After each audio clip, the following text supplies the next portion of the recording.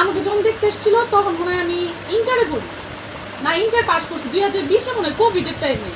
তারপরে হুট করে ওই যে বাবার কোন শিষ্য জানি, হ্যাঁ, তো আমি হচ্ছে ওর মানে ওর তো তাও একটা মানে চুপচাপ শান্তশিষ্ট, ঠিক আছে, আমার দেখতে আসবো, আমি তো মানে সেই হই হুল্লা, মানে খুব খুশি যে আমার দেখতে আসবো। শাড়ি টাড়ি পরছে, জন্মায় আমার শাড়ি পরাই দিচ্ছে তন্মিদি, তখন আমার মানে একটু রেডিমেড, তখন তো আমি কিছু বুঝতাম না, তখন আমাকে সাজাই দিচ্ছে। তো তারপরে হচ্ছে এখানে বটতলা ওদের বাসার এখানে ছবি টবি তুলছি। যখন দেখছি যে ছেলে আসে নাই, ছেলে মা বাবা আসছে, আর হচ্ছে ছেলের দাদা আসছে, আর হচ্ছে বৌদি আসছে, সরি দিদি আসছে, আর হচ্ছে দাদা জামাইবাবু আসছে।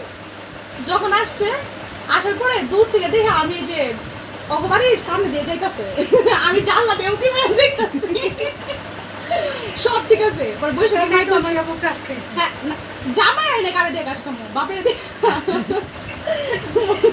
সরি। পরে শোনা কি হয়েছে এর তো হয় নাই। তো পরে যখন আমাকে নিয়ে গেছে সব জায়গায় আমি খুব হাসি, যখন আমার গেটের, আমি ঠিক গেটের এখানে আসছি, আমি যখন ঢুকবো তখন আমার হাসি, মানে আমার হাসি আর কেউ থামাইতেই পারে না, আমি প্রচুর হাসতেছি, হাসছি, গেছি, নমস্কার করছি, সুন্দর করে বইছি। বহার পরে যখন কইছি যে ঠিকানাটা লেখো, তখন আমার হাত এমন কাঁপা শুরু হয়েছে যে আমি কি লেখবো, মানে তখন আমি ফিল করছি যে আসলে দেখতে আসা জিনিসটা অনেকটা, মানে আমি পুরো মানে একদম আমার হাত কাঁপা শুরু হয়ে গেছে, আমি কিছু লিখতেই পারতেছিলাম না, মানে এমন ভাবে হাত কাঁপতেছে, এরকম শুরু করছে। সবাই আমাকে বলতেছে কি, তারপর পাঠ্যপক্ষ মনে করছে যে ও লেখাপড়া জানে না, তাই চলে গেছে ওরা রিজেক্ট করে।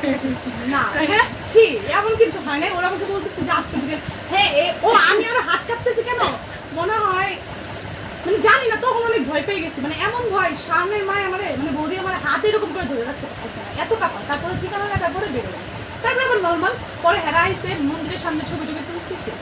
কিন্তু হ্যাঁ আমার 1,000 টাকা দিচ্ছে, কিন্তু ওই টাকাটা